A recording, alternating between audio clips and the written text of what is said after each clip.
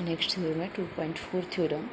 क्या शो करना है? Show that acyclic irrotational motion is impossible in a finite volume of fluid bounded by a rigid surface at rest or infinite fluid at rest at infinite or bounded internal by a rigid body at a rest। यानी क्या show करना है कि आपके पास acyclic irrotational motion finite volume के अंदर possible नहीं है। फाइनाइट वॉल्यूम कहाँ पर?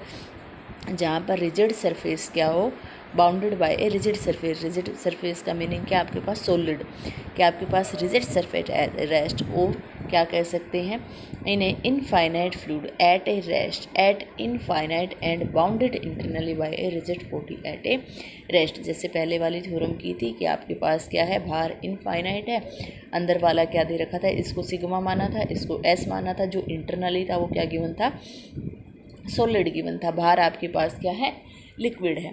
तो वही चीज़ शो करनी है कि इसके अंदर आपके पास क्या है, जब आपके पास सॉलिड बाउंड्री और ये फाइनाइट रीजन है अंदर वाला, यहाँ पर आपके पास क्या होगा, एसाइक्लिक इरोटेशनल मोशन पॉसिबल नहीं है।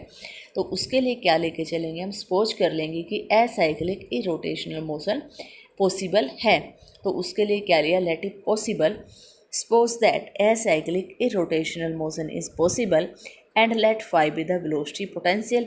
अगर एसाइक्लिक इरोटेशनल मोशन है और फाइव वेलोसिटी पोटेंशियल है, तो हमने पहले प्रूफ किया है the kinetic energy of the fluid किसके इक्वल होगी, T equal to rho by two integration q square d tau होता है। क्यू स्केयर की वैल्यू पुट कर रखी है, डेल फाई, और यही फॉर्म किसके इक्वल होती है, rho by two integration S phi curly phi by curly and d S, where S is the sum of all rigid boundary when tau is a finite, or the sum of internal rigid boundary when tau is a infinite। यानी यहाँ से जो S है, दोनों type से कह सकते हो कि जो अंदर वाला S है ये आपके पास क्या है, सॉलिड बाउंड्री का सम है, और टो क्या है, इसका फाइनाइट रीजन है आपके पास। अदरवाइज क्या कर सकते हैं, जब आपके पास क्या है, tau is infinity, tau is infinity, then the internally यानी टो बाहर क्या होगा, अब टो इन्फिनिटी होगा, तब टो इन्फिनिटी है तो अंदर वाली बॉडी क्या है, सॉलिड है आपके पास, वही लिखा है। Now since the boundary is a rigid then at every point of S the normal velocity is a zero, क्योंकि हमारे पास बॉडी क्या है, रिजिड है। रिजिड बॉडी है तो जो नॉर्मल वेलोसिटी होगी, हमारे पास कोई भी वेलोसिटी आए आपके पास क्या हो जाएगी, जीरो होगी। क्योंकि अगर एन आउटवर्ड नॉर्मल इसके ऊपर आउटवर्ड नॉर्मल लगाते हो कोई भी, तो हर एक के ऊपर सेम लगेगी। सॉलिड बॉडी है, सॉलिड बॉडी है तो सेम लगेगी, क्योंकि ये लिया rigid body, n outward normal लिया, तो जो इसके ऊपर नॉर्मल वेलोसिटी है यानी क्यू डॉट एन किसके इक्वल होगी, जीरो के इक्वल होगी। और क्यू किसके इक्वल है, डेल फाई के, तो del phi dot n equal to किसके इक्वल होगा, जीरो के। डेल फाई डॉट को क्या लिख सकते हो, curly phi by curly n equal to zero. तो वही लिखा है कि अगर आपके पास ये रिजिड बॉडी है तो जो नॉर्मल आपके पास वेलोसिटी होगी वो क्या होगी, जीरो के इक्वल। जीरो है तो इसका मतलब q dot n equal to zero. जैसे हमने पहले वाले थ्योरम में क्या कहा था कि नॉर्मल वेलोसिटी दोनों पर क्या है, इक्वल है, तब आपने शो किया था कि आपके पास क्या होंगी कंडीशन, ये वाली कंडीशन शो करनी थी प्रूफ के अंदर। तो अब इसके अंदर क्या है, यहाँ से नॉर्मल वेलोसिटी अगर रिजिड है तो नॉर्मल जीरो हो जाएगी, नॉर्मल जीरो होगी तो curly phi by curly n equal to zero at each point of a S.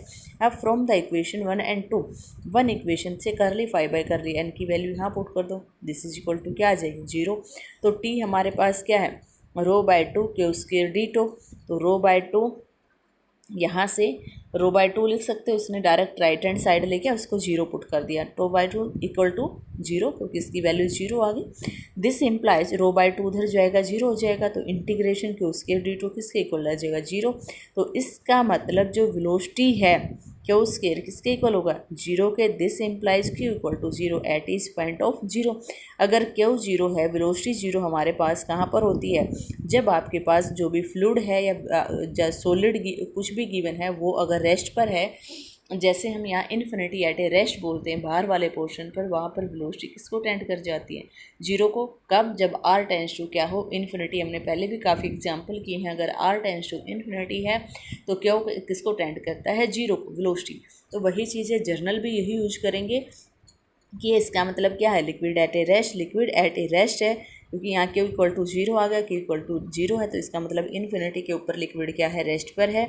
Rest पर है तो वेलोसिटी हमेशा रेस्ट पर क्या रहेगी, 0 रहेगी, और वेलोसिटी ही 0 है तो इसका मतलब फ्लूइड के अंदर कोई मोशन ही नहीं है, तो therefore there is no motion. तो आपने जो सपोज किया था कि असाइक्लिक इरोटेशनल मोशन है, दिस इज ए कॉन्ट्राडिक्शन, तो इसका मतलब क्या होगा, acyclic irrotational motion is a impossible. ठीक है।